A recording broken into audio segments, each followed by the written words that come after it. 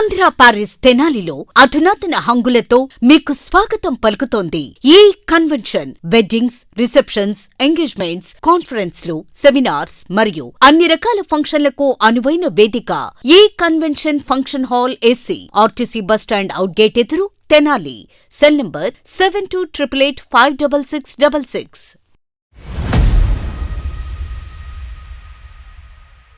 STV Tenali ప్రేక్షకులకు శుభాకాంక్షలు. ఈ రోజున మన తెనాలి ప్రాంతానికి చెందినటువంటి డాక్టర్ బాబు ఆర్ వడ్లమూడి గారు, డాక్టర్ వడ్లమూడి బాబు రాజేంద్ర ప్రసాద్ గారు పూర్తి పేరు. అమెరికాలో స్థిరపడి సీనియర్ సైకియాట్రిస్టుగా ఆ దేశ ప్రజలకు విశేషమైనటువంటి సేవలు అందిస్తూ తెనాలి ప్రాంతంలో పుట్టిన ఊరుకు విశేషమైనటువంటి సేవా కార్యక్రమాలు నిర్వహిస్తూ మన మధ్యన ఈ రోజున వచ్చి ఉన్నారు. వారితో ఈ రోజున ఎస్టీవీ ముఖాముఖి కార్యక్రమం నిర్వహిస్తుంది. స్వాతంత్ర సమరయోధుల కుటుంబంలో పుట్టిన బాబు రాజేంద్ర ప్రసాద్ గారు ఉన్నత చదువులు చదివి స్ఫూర్తివంతమైనటువంటి ప్రయాణాన్ని సాగిస్తూ ఆయన ఈ రోజున సుదీర్ఘమైనటువంటి వారి జీవనయానాన్ని మనకు వివరించబోతున్నారు. ఖండాలు దాటి అఖండమైనటువంటి ఖ్యాతిని ఆర్జించినప్పటికీ కూడా కన్న తల్లిదండ్రులను, పుట్టిన ఊరిని మరచిపోకోకుండా ప్రతి సంవత్సరము కూడా 2 సార్లు తెనాలికి విచ్చేస్తూ ఇక్కడ అనితర సాధ్యమైనటువంటి సేవల్ని వారు అందిస్తున్నారు. ప్రస్తుత సమాజంలో ఉన్నటువంటి పోకడలను సీనియర్ సైకియాట్రిస్టుగా మన ముందు ఉంచబోతున్నారు. డాక్టర్ బాబు ఆర్ వడ్లమూడి గారు స్వాతంత్ర సమరయోధులు వడ్లమూడి గోపాలకృష్ణయ్య గారి తనయులు. ఆ కుటుంబ వారసులుగా వచ్చినటువంటి బాబు ఆర్ వడ్లమూడి గారు వారు కూడా నిస్వార్థమైనటువంటి నిష్కలంకమైనటువంటి సేవలతో ప్రజల యొక్క మన్ననలు చూరగొందుతూ సమాజంలో ఉన్నతమైనటువంటి స్థానాన్ని అందుకొని ఉన్నారు. ఈ సందర్భంగా వారు తెనాలి విచ్చేసిన సందర్భంగా ఎస్టీవీ ముఖాముఖిలో వారితో మాట్లాడుకుందాం. నమస్కారం అండి బాబు గారు. నమస్కారం అండి. ప్రస్తుతం అమెరికాలో ట్రంప్ గారి పాలన భారతీయుల మీద ఏ విధంగా ప్రభావం చూపుతుంది అనుకోవచ్చు? ప్రస్తుతం మన స్టూడెంట్ వీసా మీద ఉన్న అమెరికాలో ఉన్న మన తెలుగు వాళ్ళు అక్కడ ఏమీ పని చేసుకోకూడదు అని వీళ్ళు అభిప్రాయపడుతున్నారు. కానీ అక్కడ బతకటానికి ఏదో ఒక వనరు కావాలి, అందుకని ఏదో జాబ్ చేసుకోవటం ఇంతకుముందు వాళ్ళందరికీ అలవాటు. కనుక ఏదో జాబ్ చేసుకుంటూ బతుకుతుంటే ట్రంప్ వచ్చి వాళ్ళందరినీ అట్లా చేసుకోకూడదని వీళ్ళ మీద ఒత్తిడి తీసుకొస్తున్నాడు. కానీ యూనివర్సిటీలో వీళ్ళు పనిచేసే చోటే మామూలుగా వీళ్ళు ఒక 20 గంటలు పని చేసుకోవటానికి ఒప్పుకుంటారు మామూలుగా. మరి ఇప్పుడు ప్రస్తుతం వాళ్ళకి ఎలాంటి ప్రాబ్లమ్స్ వస్తున్నాయో ప్రస్తుతం నాకు తెలీదు. కానీ స్టూడెంట్ వీసా మీద ఉన్న వాళ్ళు మామూలుగా యూనివర్సిటీ ప్రెమిసిస్లో 20 గంటలకి వాళ్ళే జాబ్ ఇచ్చేవాళ్ళు ఇంతకుముందు. ఇప్పుడు ఎలా చేస్తున్నారో నాకు తెలీదు. ఆ ప్రాబ్లమ్స్ వలన వీళ్ళు అక్కడ వాళ్ళకి జాబ్స్ ఉండవేమోనని వీళ్ళు చేసే పనుల వల్ల వాళ్ళకి నిరుద్యోగ సమస్య పెరుగుతుందని వీళ్ళు అనుకుంటున్నారు. కానీ ఇంతకుముందు ట్రంప్ లేనప్పుడు ఇన్ని ప్రాబ్లమ్స్ లేవు. వాళ్ళ పనులు వాళ్ళు చేసుకుంటూనే ఉన్నారు, వీళ్ళు జాబ్స్ చేసుకుంటూనే ఉన్నారు. కానీ ప్రస్తుతం ఈయన క్రియేట్ చేస్తున్న ప్రాబ్లమ్స్ వలన ఈ నిరుద్యోగ సమస్య ఎక్కువ పెరిగిపోతుంది. స్వాతంత్ర సమరయోధులు వడ్లమూడి గోపాలకృష్ణయ్య గారి తనయులుగా మీరు మీ యొక్క కుటుంబ నేపథ్యాన్ని మా ఎస్టీవీ ప్రేక్షకులకి చెప్తారా? నేను మా ఇంట్లో రెండవ మగబిడ్డని. నాకు 4 సిస్టర్స్. నాకంటే 2 పెద్ద సిస్టర్స్ ఉన్నారు, 2 చెల్లెళ్ళు ఉన్నారు. 2 చెల్లెళ్ళు డాక్టర్సు.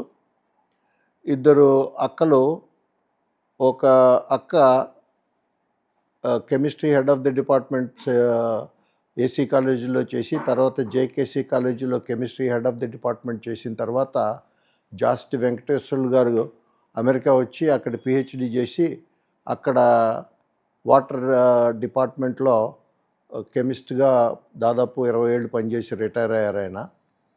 మా రెండో అక్క హస్బెండ్ ఆయన కూడా chemistry lecturer saint Sri Venkateswara యూనివర్సిటీలో. ఆయన ఇక్కడే పిహెచ్డి చేశాడు. అక్కడికి వచ్చి ఇక్కడ రిటైర్ అయ్యి అక్కడికి వచ్చి 20 ఏళ్ళు అక్కడ పనిచేశాడు. వాళ్ళిద్దరూ ఇప్పుడు అమెరికాలోనే ఉన్నారు. తర్వాత మా అన్నయ్య వాడు సర్జను. దాదాపు 1957 జర్మనీ వెళ్ళి జర్మనీలో మెడిసిన్ చదివి అక్కడి నుంచి అమెరికా వెళ్ళి అమెరికాలో 1967 నుంచి అమెరికాలోనే ఉన్నాడు. అక్కడ సర్జరీ స్పెషలైజ్ చేసి, అంటే రెసిడెన్సీ అంటారు అక్కడ స్పెషలైజేషన్స్ని, రెసిడెన్సీ చేసి అక్కడ అప్పటి నుంచి ఇప్పటి వరకు ప్రాక్టీస్ చేస్తూనే ఉన్నాడు. గత 50 ఏళ్ళుగా ఆయన న్యూయార్క్ ప్రిజన్ సిస్టంలో మెడికల్ డాక్టర్గా ఉన్నాడు. ప్రిజన్ సిస్టంలో 2 ఏళ్ల క్రితం రిటైర్ అయ్యాడు అక్కడి నుంచి. ఇప్పుడు ప్రస్తుతం జస్ట్ ఇప్పుడు 89 ఏళ్ళు, కానీ ఈ ఏజ్లో కూడా యాక్టివ్గా టెన్నిస్ ఆడుతూ ఉంటాడు. ప్రపంచంలో టెన్నిస్ ఆడుతున్న 4-5 వీడొకడు. సో ఆయన అడుగుజాడల్లో మేము అందరం మెడిసిన్ చదివి అక్కడికి అమెరికా అందరం మొత్తం మీద 4 అమెరికా చేరాం. మా ఒక చెల్లెలు మాత్రం క్యాన్సర్ ఆఫ్ ద బ్రెస్ట్ దాంతో సఫర్ అయి చనిపోయింది. మిగిలిన 3 సిస్టర్స్ అక్కడే ఉన్నారు. నా చిన్న చెల్లెలు ఇంటర్నల్ మెడిసిన్ చేసి జీరియాట్రిక్స్ సూపర్ స్పెషలైజేషన్ చేసి రిటైర్ అయ్యింది. ప్రస్తుతం ఆమె న్యూజెర్సీలో ఉంది. ఇక తర్వాత వాడిని నేను. మా తమ్ముడు 82లోనే ఒక యాక్సిడెంట్లో చనిపోయాడు అక్కడ. సో ఇప్పుడు యాక్టివ్గా ఫ్యామిలీలో వర్క్ చేస్తున్న వాళ్ళల్లో నేను ఒక్కడనే మిగిలాను. నేను దాదాపు అమెరికా 1977లో అమెరికా వెళ్ళాను. అమెరికా వెళ్ళబోయే ముందు బాపట్లలో నేను నా వైఫ్ కలిసి 4 ఏళ్ళు ప్రాక్టీస్ చేశాం. ప్రాక్టీస్ చేసిన తర్వాత ముందుగా నేను అమెరికా వెళ్ళాను. అమెరికా వెళ్ళి అక్కడ ఈ ఎగ్జామినేషన్స్, అమెరికన్ క్వాలిఫికేషన్స్కి ఈక్వలెంట్ ఎగ్జామినేషన్స్ అన్నీ పాస్ అయ్యి అప్పుడు ఇంటర్న్షిప్ చేశాను 1 సంవత్సరం. ఇంటర్న్షిప్ అంటే మెడిసిన్లో 3 నెలలు, సైకాట్రీ సర్జరీ 3 నెలలు, తర్వాత గైనకాలజీ 3 నెలలు, అలా అన్ని డిపార్ట్మెంట్లోనూ తిరగటం వలన ఇప్పుడు సైకాట్రీ అనేది మెడికల్ డివిజన్లో ఒక సబ్ పార్ట్ అవుతుంది. ఇంకా అందులో సెవరల్ పార్ట్స్ ఉంటాయి, స్కిన్ అలాంటివి ఉంటాయి. మొత్తం మీద మనకి ఏ బ్రాంచ్ ఇష్టమో అది ఇంటర్న్షిప్ చేసేటప్పుడు నిర్ణయించుకుంటాం. బికాస్ అన్ని చోట్ల తిరుగుతాం కనుక మనకి ఇంట్రెస్ట్ ఉన్న సబ్జెక్టుకి నిర్ణయించుకుంటాం అన్నమాట. అది చేస్తుండగా నాకు సైకాట్రీ అప్లై చేసుకుంటే నాకు ఇంటర్వ్యూ ఇచ్చారు.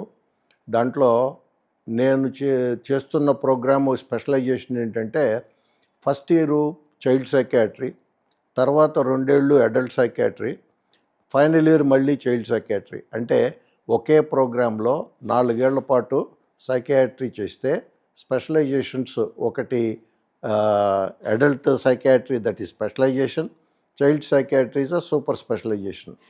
అలా 2 చేసి 4 ఏళ్లలో నా సైకాట్రీ రెసిడెన్సీ పూర్తి చేశాను. పూర్తి చేసిన తర్వాత న్యూయార్క్ వెళ్ళి అక్కడ మా అన్నయ్య ఉండే చోటే మోహాక్ వ్యాలీ సైకాట్రిక్ సెంటర్ అని, అందులో సైకాట్రిస్ట్గా చేరాను. అక్కడ పనిచేస్తూ హాస్పిటల్ సైజ్ తగ్గించడం వలన కొంతమందిని లే ఆఫ్ చేయాల్సి వచ్చింది. అట్లా నన్ను లే ఆఫ్ చేసినప్పుడు లోకల్గా ఫోరెన్సిక్ సైకాట్రీ రెసిడెన్సీ ప్రోగ్రామ్ వాళ్ళు ఆహ్వానించి వాళ్ళ ప్రోగ్రాంలో నన్ను తీసుకున్నారు. దాంతోపాటు ఫోరెన్సిక్ సైకాట్రీ రెసిడెన్సీ కూడా చేశాను. అప్పుడు నేను మార్సీ, సిరక్యూస్, బింగమ్టన్ అని 3 ఊళ్ళల్లో 3 జైళ్ళని కవర్ చేసి ఫోరెన్సిక్ సైకాట్రీ స్పెషలైజేషన్ చేసేటప్పుడు కోర్టులకి హాజరయ్యి పేషెంట్స్ సహాయం చేస్తూ వాళ్ళకి మెడికేషన్స్ అవి ఇస్తూ వాళ్ళకి కావాల్సిన ట్రీట్మెంట్ ఆర్డర్స్ కానీ వాళ్ళకి కోర్టు ప్రాబ్లమ్స్ ఉంటే అవి అటెండ్ అయ్యి కోర్టులో అవి విశదీకరించి జడ్జెస్ని నిర్ణయించుకోవటానికి మన ఫోరెన్సిక్ సైకాట్రీ ఎవాల్యుయేషన్స్ చేయాల్సి వస్తుంది. ఒక్కొక్క ఫోరెన్సిక్ సైకాట్రీ ఎవాల్యుయేషను ఒక పేషెంట్నే ఇద్దరం కూర్చుని చేస్తాం అన్నమాట. ఆ సైకాట్రిస్ట్ ఈయనతో మాట్లాడు, ఈ సైకాట్రిస్ట్ ఆయనతో మాట్లాడు. ఎవరి ఎవాల్యుయేషన్స్ వాళ్ళు చేసి ఆ రెండు జడ్జికి సమర్పిస్తే జడ్జి రెండు చదివి ఆయన నిర్ణయం తీసుకుంటాడనమాట. ఫోరెన్సిక్ సైకాట్రీ ఎవాల్యుయేషన్స్ అలాగే ఉంటాయి. ఇప్పుడు మీరు ఇక్కడ ఇండియాలో మన ఆంధ్రాలో వైద్య వృత్తి ప్రాక్టీస్ చేశారు. మొదట్లో వైద్య వృత్తి ఇక్కడ చేశారు. అమెరికాలో ప్రస్తుతం ప్రాక్టీస్ చేస్తున్నారు గత కొన్నేళ్లుగా. ఇక్కడికి హాస్పిటల్స్ నిర్వహణలో కానీ లేదా పేషెంట్స్ని ట్రీట్ చేసే విధానంలో కానీ లేదా ఫీజులు, ఈ మూడు విభిన్నమైనటువంటి కోణాలని మీరు ఎట్లా ఆవిష్కరిస్తారు? సైకాట్రీ అక్కడ ఇదన్నీ పోస్ట్ గ్రాడ్యుయేట్ ప్రోగ్రామ్స్ కనుక మేము డబ్బులు ఏం కట్టక్కర్లేదు, వాళ్ళే మనకి ఇస్తారు. ఇంటర్న్షిప్లో దాదాపు సంవత్సరానికి 19,000 ఇస్తారు. తర్వాత child psychiatry, adult psychiatry, child psychiatry first year ఉన్న 22,000 ఇస్తారు. మూడో సంవత్సరం నుంచి 32,000 వరకు పెరుగుతుంది. అక్కడ నుంచి సుమారుగా 40,000 ఆ ప్రాంతాల్లో. అది అప్పటి రేట్లు నేను చేసినప్పుడు. ఇప్పుడు ఇంకా చాలా పెరిగి ఉంటాయి. ఎందుకంటే ఇప్పుడు అన్నీ పెరిగినాయి కనుక అవి కూడా పెరిగి ఉంటాయి. నేను చేసేటప్పుడు మాత్రం అప్పటి రోజుల్లో అలా ఉండేది. First year 19, second year 20, third year 21, fourth year నుంచి 33,000 పైన అప్పటి నుంచి అలా కంటిన్యూ అయ్యేది. నేను ఆ ప్రోగ్రాం నుంచి బయటికి రాగానే మామూలుగా బయట ప్రాక్టీస్ చేయటం ప్రారంభించాను. నేను మొట్టమొదటిగా సెయింట్ జోసెఫ్స్ హాస్పిటల్ అని పాంటియాక్, మిచిగన్, అక్కడ అవుట్ పేషెంట్ డిపార్ట్మెంట్లో ఒక 2 ఏళ్ళు పనిచేశాను. తర్వాత మిచిగన్ ప్రిజన్ సిస్టంలో సైకియాట్రిస్ట్గా అడ్మిట్ అయ్యాను. అక్కడ నా వైఫ్ మెడికల్ డాక్టరు, నేను సైకియాట్రిస్ట్గా పనిచేశాను. అక్కడ హ్యూరాన్ వ్యాలీ సైకియాట్రిక్ సెంటర్ అని, అందులో 8 ఏళ్ళు పనిచేశాను. ఈ సైమల్టేనియస్గా సైకియాట్రిక్ స్టేట్ హాస్పిటల్లో ప్రిజన్లో పనిచేస్తూనే హెగిరా ప్రోగ్రామ్స్ అని ఒక ఎమర్జెన్సీ సైకియాట్రీ అనమాట. అంటే ఎమర్జెన్సీ రూమ్ లాగా ఉంటుంది అది. సైకియాట్రీ ఎమర్జెన్సీస్ అనమాట. దాంట్లో రెగ్యులర్ జాబ్ 5 గంటలకు అయిపోతే అక్కడికి 6 దగ్గర నుంచి మర్నాడు పొద్దున్న 8 గంటల వరకు అక్కడ చేసేవాళ్ళం. అలా నేను 3 జాబులు చేశాను. డెట్రాయిట్ రిసీవింగ్ హాస్పిటల్లో 18 ఏళ్ళు పనిచేశాను. మిచిగన్ స్టేట్ హాస్పిటల్స్లో 18 ఏళ్ళు పనిచేశాను. ఇప్పుడు ప్రస్తుతం హెగిరా ప్రోగ్రామ్స్ అనేది ఒక్కటే చేస్తున్నాను. అందులో ప్రస్తుతం దాదాపు 2025 మే వరకు నెలకి 500 గంటల వరకు పనిచేసేవాడిని. ప్రస్తుతం ఇప్పుడున్న రూల్స్ ప్రకారం ఎక్కువ ప్రెషర్ రావటం వలన, ఈ ఫైనాన్షియల్ ప్రాబ్లమ్స్ వలన ట్రంప్ హాస్పిటల్స్ ఇవ్వాల్సిన డబ్బులు ఇవన్నీ బాగా కట్ చేయటం వలన, హాస్పిటల్కి ఫండ్స్ తక్కువ అవటం వలన నర్స్ ప్రాక్టీషనర్స్, ఫిజిషియన్స్ అసిస్టెంట్స్ వాళ్ళకు కూడా ప్రిస్క్రిప్షన్ రైట్స్ ఇచ్చారు. ఇంతకుముందు వాళ్ళకి లేవు. ఇప్పుడు వాళ్ళు వచ్చిన తర్వాత డాక్టర్స్ కంటే వీళ్ళు కొంచెం చౌకగా వస్తారు కనుక తక్కువ ఫీజు తక్కువ జీతం ఇవ్వచ్చు కనుక డాక్టర్స్ని తీసేసి వాళ్ళని వాడుకుంటున్నారు. నేను గత మే నుంచి నేను 500 గంటల దగ్గర నుంచి ప్రస్తుతం 500 గంటలు అంటే వారానికి 125 గంటలు ఉండేవి. ఇప్పుడు ప్రస్తుతం 40 గంటలు వారానికి చేస్తున్నాను. సో ఇప్పుడు వీకెండ్స్ నేను పనిచేయటం లేదు ప్రస్తుతం. ఇప్పుడు ఎవరన్నా నర్స్ ప్రాక్టీషనర్స్ కానీ, ఫిజిషియన్స్ అసిస్టెంట్స్ కానీ ఎవరైనా సెలవు పెడితే వాళ్ళని కవర్ చేయడానికి వెళ్తున్నాను. అంతకు తప్పితే ఇప్పుడు మాకు డాక్టర్స్కి కొంచెం ఇది తగ్గింది, గిరాకీ తగ్గింది. ఇప్పుడు అమెరికా అభివృద్ధి చెందిన దేశం అంటాము, నంబర్ 1 దేశం అంటాము. అక్కడ ఉన్నటువంటి వైద్య సేవలు ఇండియాలో మన ఆసుపత్రుల్లో అందుతున్నటువంటి వైద్య సేవల్ని పోల్చుకున్నప్పుడు ఇక్కడ రావాల్సిన మార్పులు ఏంటి, అక్కడ కూడా రావాల్సిన మార్పులు ఉంటాయి కొన్ని, అవి ఏమిటో చెప్పగలరా? ఇక్కడ ప్రోగ్రామ్స్లో మామూలుగా క్లాస్లో 60 మంది ఉంటే ఒక లెక్చర్ అయిన తర్వాత మామూలుగా నెక్స్ట్ క్లాస్కి అందరినీ డివైడ్ చేస్తారు. ఒక్కొక్క ట్యూటర్కి ఒక 5 స్టూడెంట్స్ ఇచ్చి వాళ్ళు అంతకుముందు జరిగిన ప్రొఫెసర్ క్లాస్లో ఎంతవరకు నేర్చుకున్నారో వాళ్ళని వీళ్ళు ట్యూటర్స్ కొన్ని ప్రశ్నలు వేసి వాళ్ళు ఎంతవరకు ఇంప్రూవ్ అవుతున్నారో తెలుసుకోవటానికి అవకాశం ఉంటుంది. అలా ఇక్కడ జరుగుతుంది. ఇదే విధంగా అక్కడ జరుగుతుంది. కానీ అక్కడ ఏంటంటే అది పోస్ట్ గ్రాడ్యుయేట్ కనుక ఈ వర్క్ చేసిన తర్వాత మాకు వారానికి 2-3 రోజులన్నా 24 అవర్స్ వర్క్ చేయాల్సి వస్తుంది అక్కడ.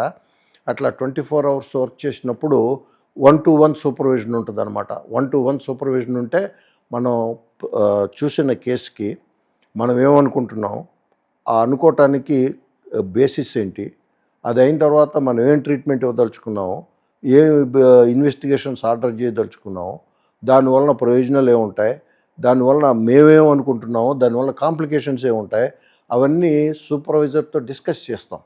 డిస్కస్ చేసిన తర్వాత ఆయన అప్రూవ్ చేస్తాడు.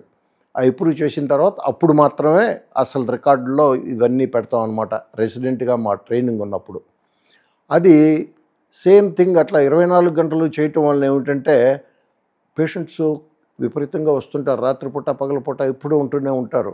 దాంతో ఎక్స్పోజర్ ఎక్కువ అవుతుంది. ఒకసారి ఏమన్నా మనం డిస్కస్ చేసేటప్పుడు ఏమన్నా పొరపాట్లు ఏమన్నా ఉంటే మళ్ళా సవరించుకోవటం వలన నేర్చుకోవటం కాస్త ప్రాసెస్ బాగా తొందరగా నేర్చుకోవచ్చు. చేసిన తప్పులు చేయకుండా సూపర్విజన్ కంటిన్యూస్గా 1-to-1 సూపర్విజన్ ఉంటుంది కనుక మనం ఏం నేర్చుకుంటున్నాము, ఏమి చేయొచ్చు, ఏమి చేయకూడదు, అవన్నీ కాస్త క్లోజ్గా అబ్జర్వేషన్ చేయడానికి అవకాశం ఉంటుంది. అదే మేము ఇండియాలో ఉన్నప్పుడు మేము పోస్ట్ గ్రాడ్యుయేషన్ కాదు కనుక అంత క్లోజ్ అబ్జర్వేషన్ ఉండేది కాదు. మరి ఇక్కడ పోస్ట్ గ్రాడ్యుయేట్ ఎట్లా ఉంటుందో నాకు తెలీదు. కానీ అక్కడ పోస్ట్ గ్రాడ్యుయేట్ అట్లా కాదు, అట్లా 1-to-1 సూపర్విజన్ ఉంటుంది. అందుకని అదొకటిను. ఇప్పుడు సెకండ్ ఇయర్ రెసిడెంట్ ఉంటే వాడు ఫస్ట్ ఇయర్ రెసిడెంట్ని కూడా సూపర్వైజ్ చేస్తాడు. అంటే మనం ఏం నేర్చుకుంటున్నాం మన సుపీరియర్స్ దగ్గర, మనం అవే టీచ్ చేస్తాం మన సబార్డినేట్కి. ఇప్పుడు అతను కూడా సూపర్విజన్లోనే ఉంటాడు కనుక అతను ఏం నేర్చుకోలేకపోతున్నాడు, ఏం నేర్చుకుంటున్నాడు, ఆయన సూపర్విజన్ ఎలాంటి గైడెన్స్ ఇస్తున్నాడు, నాకు నా సూపర్విజన్ ఎలాంటి గైడెన్స్ ఇస్తున్నాడు, నేను సూపర్వైజ్ చేసేవాడి దగ్గర ఏమైనా డిఫెక్ట్స్ ఏమైనా ఉంటే నేను నా సూపర్వైజర్తో డిస్కస్ చేస్తా. అలా రోజుకి ఎక్కువ నేర్చుకోవడానికి అవకాశం ఉంటుంది. ఇక్కడ అవకాశం నాకు కనపడలేదు ఇక్కడ, ఎందుకంటే నాకు ఆ ఎక్స్పోజర్ లేదు ఇక్కడ. ఇప్పుడు అమెరికాలో విద్య చేయాలనుకునేటువంటి వాళ్ళకి మీరు ఇచ్చేటువంటి సలహాలు ఏమిటి? ఎలా?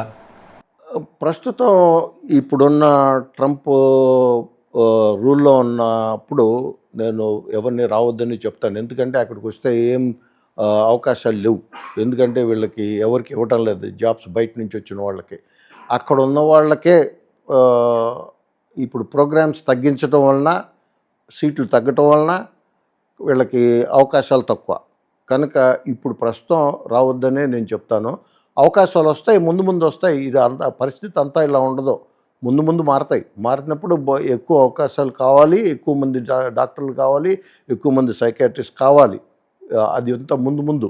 ఇప్పుడు ప్రస్తుతం ప్రోగ్నోసిస్ బాగలా. విద్యార్థుల్లో ఎక్కువగా మెడికోలు కూడా ప్రాణం పోసేటువంటి డాక్టర్లు, వైద్య విద్యార్థులు ప్రాణాలు తీసుకుంటున్నారు. ఒత్తిడికి లోనయ్యి రకరకాల కారణాలతో వాళ్ళు ఆత్మహత్యలు చేసుకుంటూ ఉన్నారు. దీనికి ఒక సైకియాట్రిస్ట్గా మీరేం చెప్తారు? ఇది మనం ట్రైనింగ్ పొందే చోట మన సూపర్వైజర్స్ మనల్ని ఎలా ట్రీట్ చేస్తున్నారు. ఇప్పుడు వాళ్ళకి ఆవేశం ఉంటే మనల్ని తక్కువగా చూస్తే యూజువల్గా హర్ట్ అవుతారు పీపుల్. హర్ట్ అయినప్పుడు వాళ్ళు కొంచెం బాధగానే ఉంటుంది.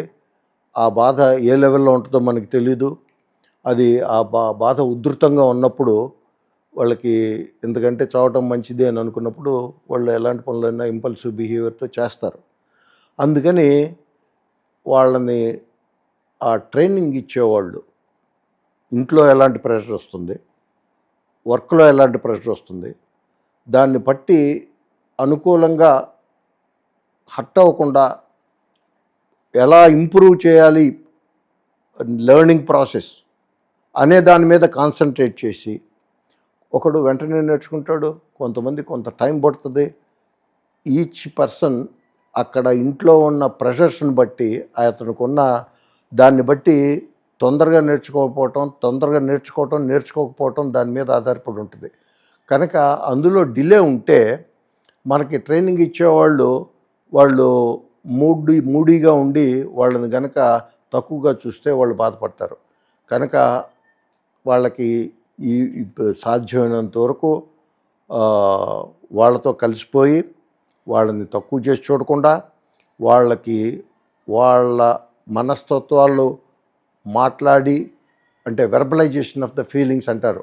అంటే ఇప్పుడు డిప్రెషన్ ఉన్నవాడు తను ఎందుకు డిప్రెషన్ ఉంది, తను ఆ డిప్రెషన్ రావటానికి ఏమేమి కారణాలు వచ్చాయి, అది ఎలా పోవాలి, అవన్నీ వాడి చేతే మాట్లాడిస్తే అది కొంత తగ్గుతుంది. కానీ ఒకడు బాగా ఆవేశపడుతుంటే వాడిని ఇంకా ఆవేశపడేట్టు మాట్లాడితే వాడు ఇలాంటి పనులే చేస్తాడు. అలాంటి పనులు చేయకూడదు. అలాంటి పనులు చేయకుండా వాడిని verbalization of the feelings is important. అదొకటిను. వాడు అందరితో కలిసి తన బాధలు తను చెప్పుకోవడానికి, అందరికీ చెప్పక్కర్లా, ఎవరో ఒకళ్ళు క్లోజ్గా ఉంటారు వాళ్ళతో చెప్తే చాలు. మిగిలిన వాళ్ళందరికీ చెప్పి వీక్నెస్, అదే మనిషి తనకు తను దిగజార్చుకోక్కర్లా. కానీ ఆ సపోర్ట్ ఇచ్చేవాడి దగ్గర చెప్పి వాడి ద్వారా కొంచెం మూడ్ గెయిన్ చేయాలన్నమాట. అంటే మరీ డౌన్ ఇన్ డంప్స్ కాకుండా a little bit elevated mood అనమాట. అలా కనుక చేస్తే ఇలాంటి సూయిసైడల్ ఉండకపోవచ్చు. ఈ ఆత్మన్యూనత భావంతో ఉండేటువంటి యువతకి మీరు ఎలా బయటకు తీసుకొచ్చేటువంటి మాటలు చెప్తారు? ఆత్మన్యూనత ఎప్పుడూ మిగిలిన పక్కనున్న వాళ్ళు మిమ్మల్ని కించపరుస్తుంటే ఆత్మన్యూనత పెరుగుతుంటుంది. కనుక ఆ కించపరిచే ధోరణి ఉన్న వాళ్ళకి ముందు వాళ్ళకి ట్రీట్మెంట్ కావాలి. వాళ్ళ దగ్గరగా వీళ్ళని ఎక్కువసేపు ఎక్స్పోజ్ చేయకుండా ఉండాలి. వాళ్ళంతటి వాళ్ళు ఆలోచించుకోగలగాలి. వాళ్ళ ఆలోచన విధానాన్ని మీరు అభినందిస్తూ అందులో లోపాలుంటే చూపించవచ్చు, అది కరెక్షన్స్ చూపించవచ్చు. కానీ don't put them down. So I don't want them to feel as if they are down in dumps. I wanted them to feel happy about themselves. And వాళ్ళందరూ వాళ్ళ ఫీలింగ్స్ మిగిలిన వాళ్ళతో చెప్పుకోవటానికి ఎవరన్నా ఒక్కళ్ళన్నా పక్క నుండి వాళ్ళ verbalisation of the feelings encourage చేసేవాళ్ళు ఉండాలి. అప్పుడు వాళ్ళ ఆత్మన్యూనత కొంచెం తగ్గుతుంది. ఓకే అండి. మీరు అమెరికాలో చాలా సుప్రసిద్ధమైనటువంటి వైద్యులుగా పనిచేస్తూనే ఇక్కడ మాతృభూమి పుట్టిన ఊరిలో కూడా మీరు జన్మభూమి రుణం తీర్చుకోవాలనేటువంటి సంకల్పంతో మీరు ఇక్కడ సేవా కార్యక్రమాలని మొదలుపెట్టారు. దానికి గుర్తుగా స్వాతంత్ర సమరయోధులు మీ తండ్రి గారైనటువంటి వారి రుణం తీర్చుకోలేనిది కాబట్టి వారి పేరుతో మీరు VGK అండ్ VVL ఫౌండేషన్ స్థాపించి దాని ద్వారా సామాజిక సేవా కార్యక్రమాలు ఎన్నో విజయవంతంగా నిర్వహించారు.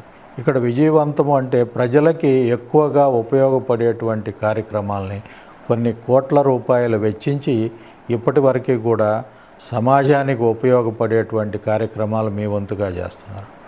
వాటిల్లో కొన్ని మన STV ప్రేక్షకుల కోసం మీరు చేసినటువంటి తెనాలి పరిసర ప్రాంతాల్లో చేసినటువంటి ఆ కార్యక్రమాలు కానీ లేకపోతే నిర్మాణాలు కానీ అన్నీ మీ నోటి ద్వారా STV ప్రేక్షకులకే తెలుపుదు.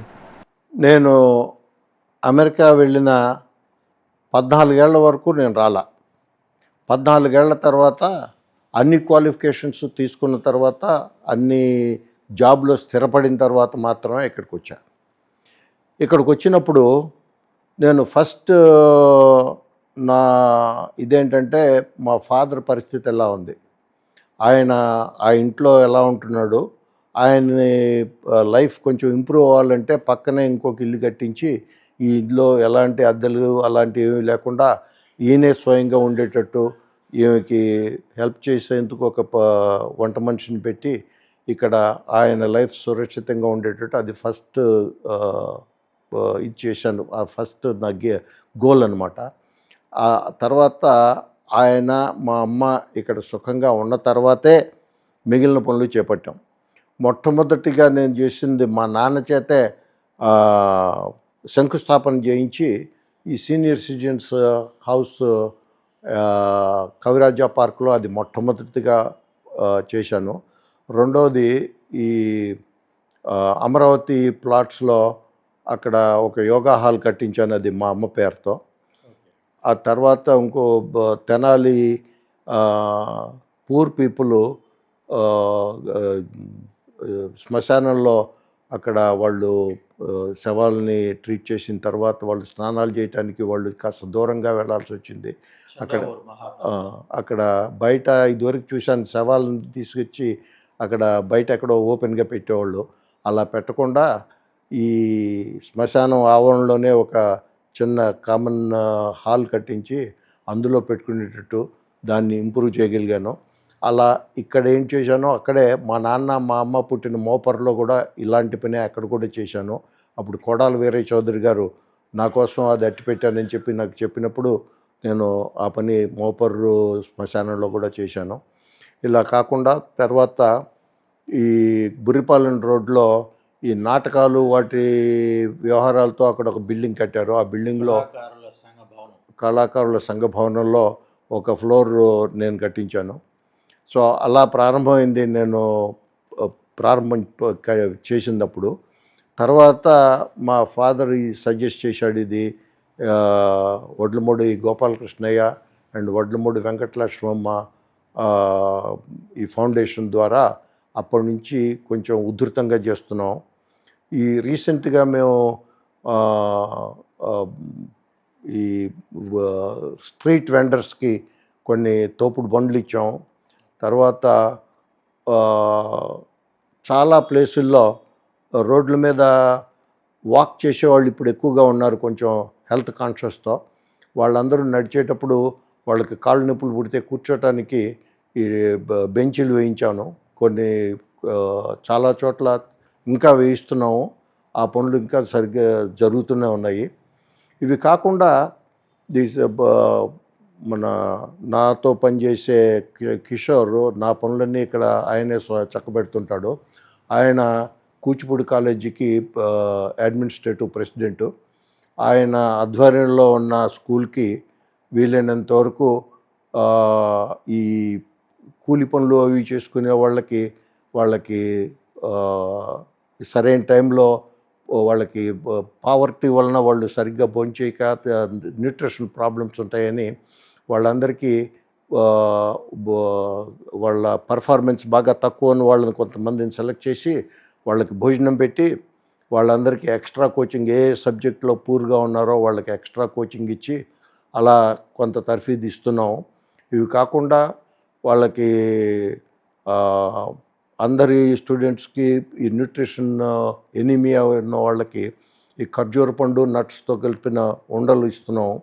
అలాంటి పనులు ఇండివిజువల్గా ఒక్కొక్కళ్ళకి శ్రద్ధ తీసుకుంటూ కూచిపూడి హై స్కూలు అడాప్ట్ చేసుకుంటున్నట్టుగా దాని మీద ఎక్కువ శ్రద్ధ చూపించడం జరుగుతుంది.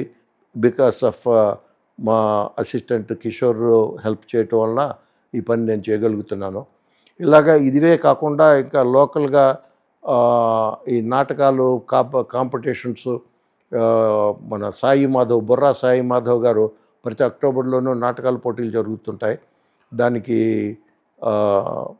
నాకు చేతైనంత సహాయం దానికి చేస్తున్నాను, దానికి గెలిచిన వాళ్ళకి ప్రైజులు ఇవ్వటానికి. సో ఇలాంటి పనులు కంటిన్యూస్గా చేస్తూనే ఉన్నాం. ఏ రోజు కొత్త ఇవి వస్తాయో, ఏవి ప్రపోజల్స్ వస్తాయో దాంట్లో మేము ఏం చేయగలము, ఏమి చేయలేము అవన్నీ ఆలోచించి ఎప్పటికప్పుడు మాకు చేతైనంత సహాయం చేయడానికి ప్రయత్నిస్తున్నాం. ఓకే అండి. ఇప్పుడు ఇవాళ సమాజంలో విద్య అనేటువంటిది చాలా ప్రాధాన్యత సంతరించుకున్నది. నేటికి కూడా స్వతంత్రం వచ్చి 75 సంవత్సరాలు దాటి 80వ దశకంలో పడుతున్నప్పటికీ కూడా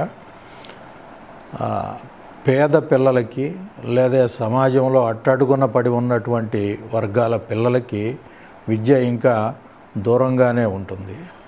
అలాంటి వారి కోసం మీరు ఏదైనా ప్రత్యేక కార్యాచరణ చేసేటువంటి ఆలోచన, అంటే సుదూర ప్రాంతాల్లో, ఈ మన తెనాలి పట్టణంలో శివారు ప్రాంతాల్లో ఉండేటువంటి కాలనీల్లో ఇప్పటికీ కూడా ఆ పిల్లలు విద్యకి దూరంగానే జీవిస్తున్నారు.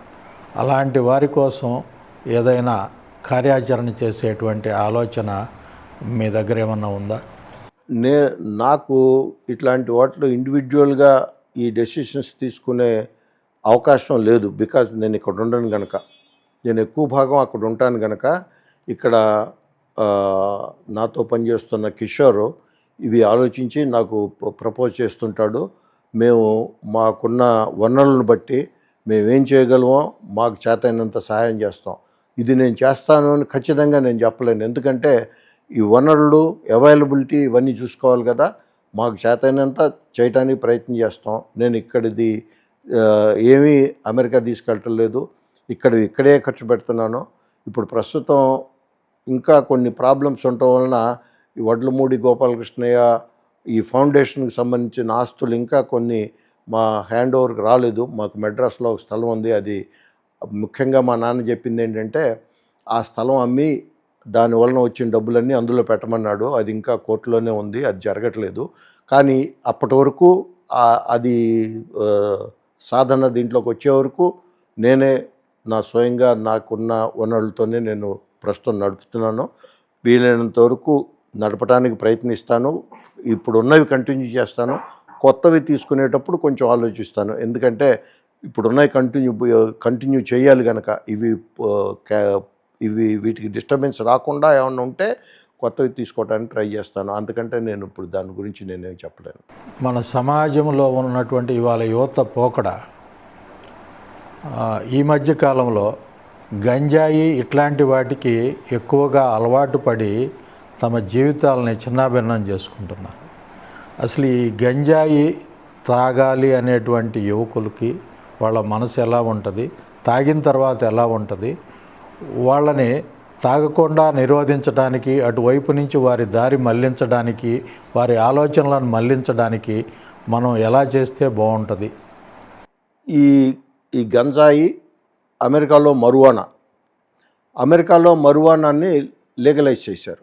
లీగలైజ్ చేయటం వల్ల వాళ్ళు ఎక్కువ వాడుతున్నారు. ఇదివరకు ఎప్పుడన్నా ఉంటే వారానికి ఒకసారో నెలకోసారో వాడుతున్నామని చెప్పేవాళ్ళు. ఇప్పుడు అలా కాదు, రోజు పొద్దున్న సాయంత్రం వరకు అదే చేస్తున్నామని చెప్తున్నారు. దానివల్ల వచ్చే ప్రాబ్లమ్స్ ఏంటంటే, మరువానా కానీ గంజాయి కానీ వాడగానే జరిగేది ఏంటంటే వాళ్ళకి రిలాక్సేషన్ ఫీల్ అవుతారు. రిలాక్సేషన్ కొంతవరకే, కొంత సమయమే. ఆ సమయం అయిపోయిన తర్వాత వాళ్ళ ప్రాబ్లమ్స్ ప్రారంభమవుతాయి. సింపుల్గా చెప్పాలంటే, కాంప్లికేషన్స్ లేకుండా బ్రెయిన్లో 3 న్యూరో హార్మోన్స్ ఉన్నాయి. వాటి పేరు నారెపినెఫ్రిన్, ఎపినెఫ్రిన్, డోపమిన్. ఈ 3 న్యూరో హార్మోన్స్ బ్యాలెన్సింగ్గా ఉండాలి. అది ఎక్కువ తక్కువ అయితే ప్రాబ్లమ్స్ వస్తాయి. ఉదాహరణకి నారెపినెఫ్రిన్, ఎపినెఫ్రిన్ తక్కువ అయితే వాళ్ళు డిప్రెషన్లో ఉంటారు. అవి కనుక ఎక్కువగా ఉంటే ఆపోజిట్ టు డిప్రెషన్ అనమాట మానియా అంటే pressured speech, flight of ideas, they jump from one topic to another topic and they cannot maintain the normal conversation. కనుక వాళ్ళు మతి స్థిమితాన్ని కోల్పోయినట్టు వాళ్ళు ఏంటంటే వాళ్ళు దేవుళ్ళలాగానో దేవతల్లాగానో లేకపోతే తనకేవో ఎక్స్ట్రాడినరీ పవర్స్ ఉన్నాయనో అలాంటి ఫీలింగ్స్లో ఉంటారు. అంటే they are away from reality. అది ఎక్కువైతే నారెపినెఫ్రిన్, ఎపినెఫ్రిన్ ఎక్కువైతే, అవి తక్కువైతే they feel down in dumps అంటే helplessness, hopelessness, worthlessness, poor appetite, poor sleep, unable to participate in pleasurable things with the frequent suicidal thoughts. ఇది డిప్రెషన్ అంటే. So అది up and down ఒక కాన్స్టెంట్గా హైగా ఉండదు, కాన్స్టెంట్గా లోగా ఉండదు, కొంచెం ఫ్లక్చుయేట్ అవుతుంటుంది. దాన్ని బైపోలార్ డిజార్డర్ అంటారు. బైపోలార్ డిజార్డర్ అంటే కాన్స్టెంట్గా మూడ్ ఒక లెవెల్లో ఉండదు. అది ఈ నారెపినెఫ్రిన్, ఎపినెఫ్రిన్ రెండు they are interchangeable. Third one is dopamine. ఆ డోపమిన్ కనుక ఇంటర్చేంజ్ అవుతూ డోపమిన్ కనుక లెవెల్ పెరిగితే అప్పుడు they are away from reality. That is called సైకోసిస్. సైకోసిస్ అంటే అవే ఫ్రమ్ రియాలిటీ. 5 సెన్సెస్ ఇది ఆడిటరీ హాల్యూసినేషన్స్ అంటే they here voices which are not there. మామూలు మనిషి వినలేడు, వాడికి మాత్రం వినపడతాయి. అలాగే they see things which are not there, that is called visual hallucinations. They smell something which is not there, that is called olfactory hallucinations. They taste something which is not real, nothing, they don't, ఏమి తినకుండానే taste feel అవుతారు, అది called gustatory hallucinations. అలాగే skin మీద crawl అవుతున్నట్టు feel అవుతుంటే అది tactile hallucinations. ఈ all hallucinations are due to increased level of dopamine. అలాగే డెల్యూషనల్ థింకింగ్ అంటే they think away from reality. వాడు they think that somebody is after them to hurt them, వాళ్ళు ఎవరో చంపడానికి వస్తున్నారని. ముఖ్యంగా ఈ away from reality thought process ఉన్నవాళ్ళు they do crimes like killing somebody. ఇప్పుడు నాకు కొంతమంది పేషెంట్స్ ఉన్నారు, 18 ఏళ్ళ అమ్మాయి 1 year ఓల్డ్ డాటర్ని చంపేసింది. ఎందుకంటే she has been hearing commanding voices. Voices are asking to kill the daughter. At that time she is not having normal way of thought process. అట్లా చంపేసింది.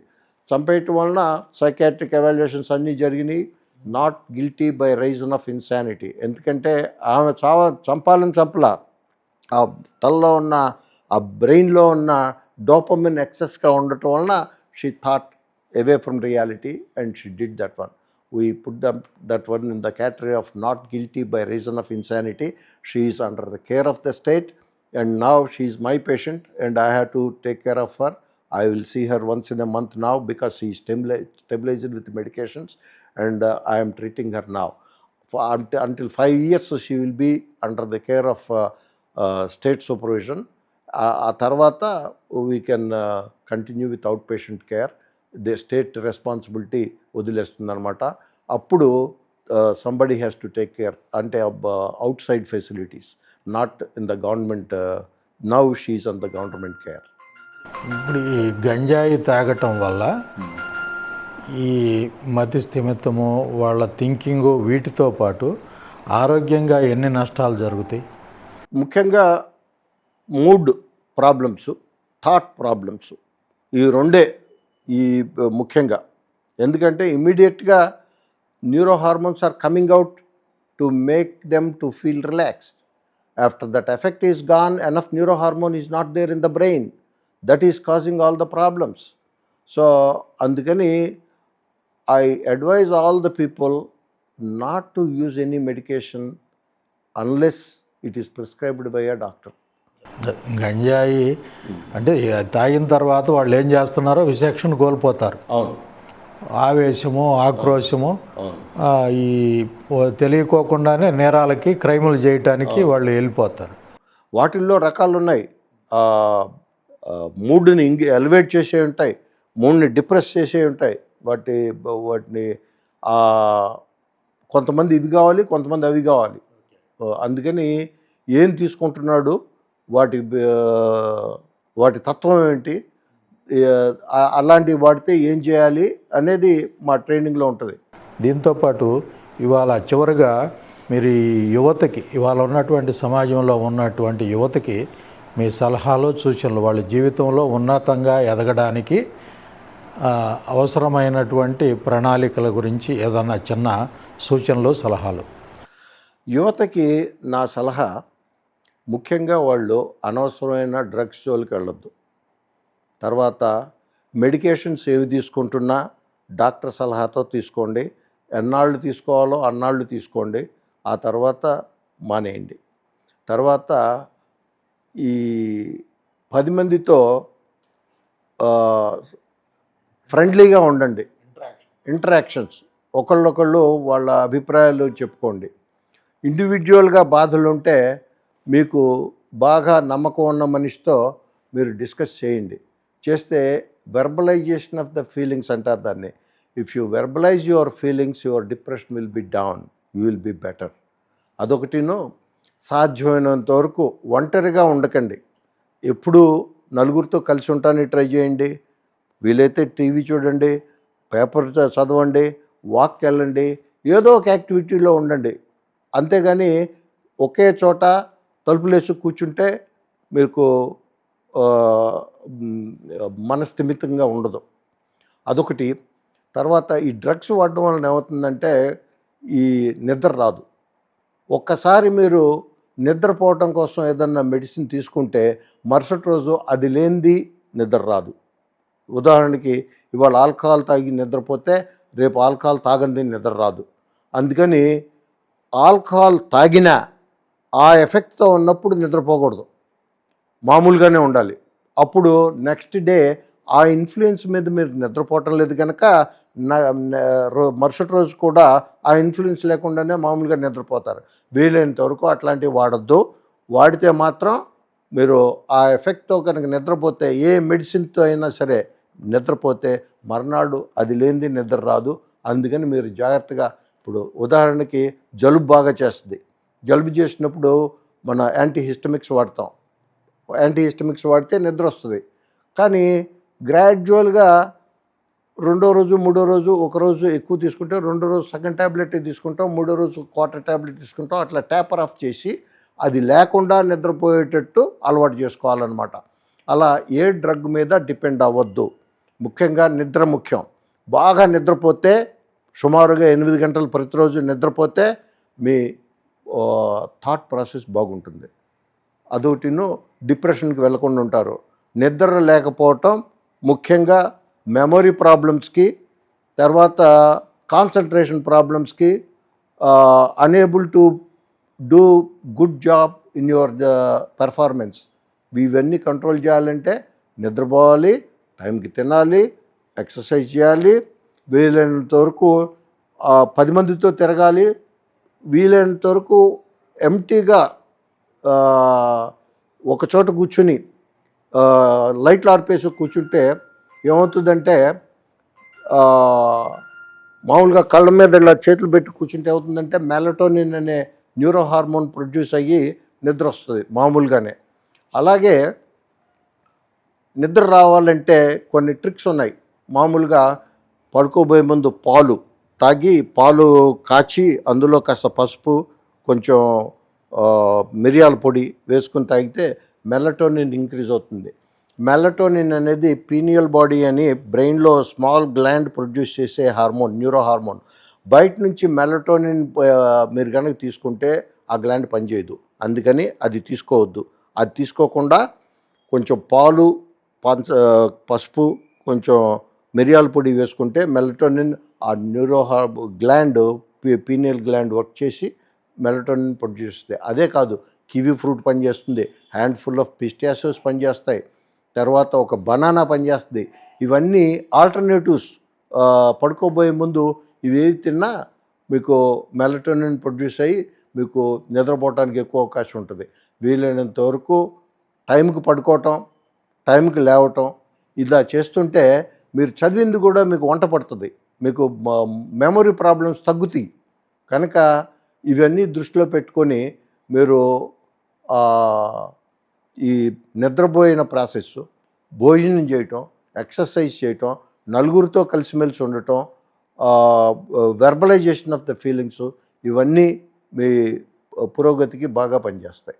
ఓకే అండి, యువతకి మంచి విషయాలు చెప్పారు. అట్లాగే సీనియర్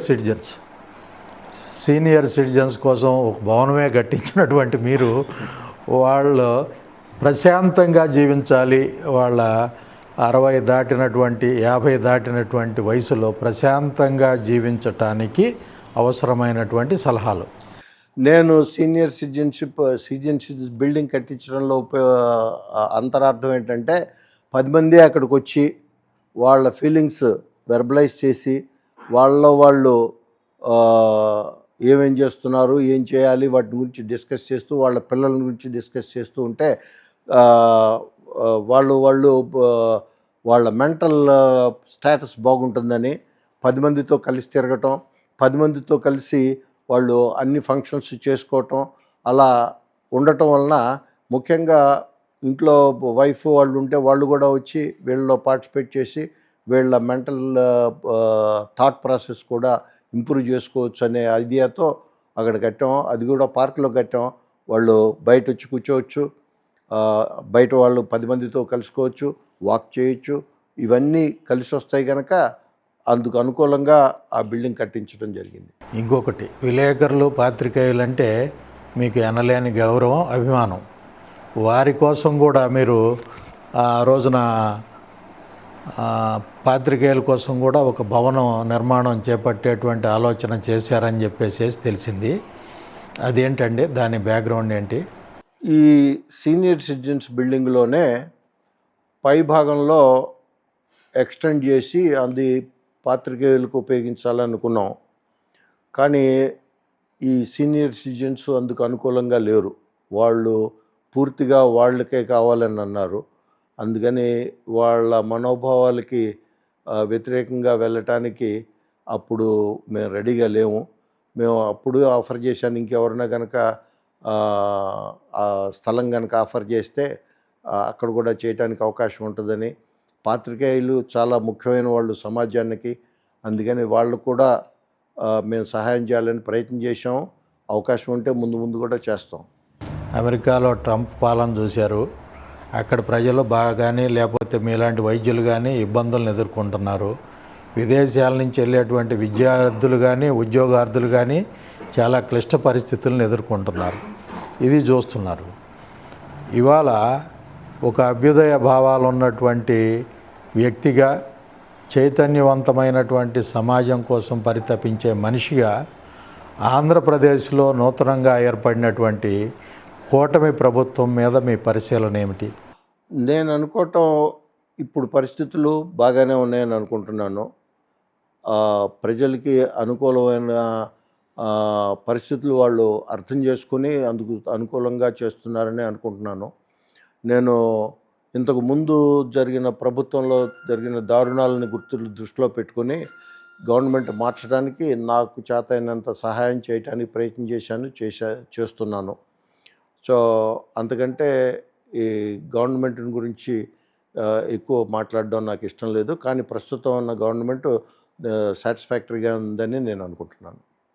ఎస్టీవీ తెనాలి ప్రేక్షకులు చూశారుగా, డాక్టర్ బాబు ఆర్ వడ్లమూడి గారితో మనం విశేషమైనటువంటి వారి అనుభవాలను, వారి సేవా కార్యక్రమాలను, అట్లాగే యువతకి మార్గదర్శనం చేసేటువంటి సూత్రాలను కూడా ఎన్నో తెలుసుకున్నాం. ఈ రోజున మరొక ప్రముఖునితో, మరొక విజ్ఞానవంతమైనటువంటి కార్యక్రమంతో మీ ముందుకు వస్తాం. అంతవరకు సెలవు.